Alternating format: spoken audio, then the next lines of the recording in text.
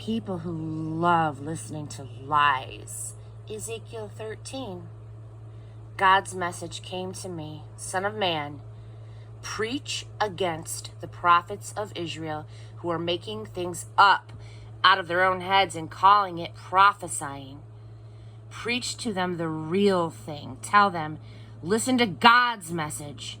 God, the Master, pronounces doom on the empty-headed prophets who do their own thing and know nothing of what's going on. Your prophets, Israel, are like jackals scavenging through the ruins. They haven't lifted a finger to repair the defenses of the city, and they've risked nothing to help Israel and stand on God's day of judgment. All they do is fantasize comforting illusions and preach lying sermons. They say, God says, when God hasn't so much as breathed in their direction. And yet, they stand around thinking that something they said is going to happen. Haven't you fantasized sheer nonsense? Aren't your sermons tissues of lies, saying, God says, when I've done nothing of the kind? Therefore, this is the message of God, the Master. Remember, I am dead set against prophets who substitute illusions for visions and use sermons to tell lies.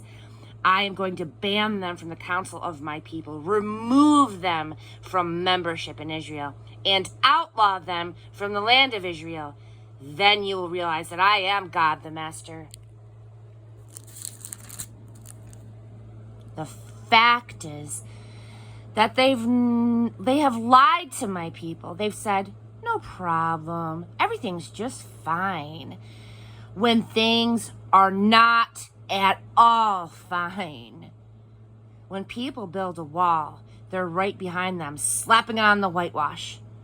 Tell those who are slapping on the whitewash, when a torrent of rain comes and the hailstones crash down and the hurricane sweeps in and the wall collapses, what was the good of the whitewash that you slapped on so liberally, making it look so good? And it's exactly what will happen. I, God the Master, say so. I'll let the hurricane of my wrath loose, a torrent of my hailstone anger. I will make that wall you've slapped with whitewash collapse.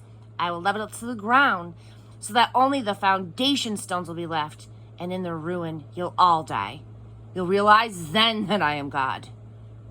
I will dump my wrath on that wall, all of it, and on those who plastered it with whitewash. I'll say to them, there is no wall, and those who did such a good job of whitewashing it wasted their time.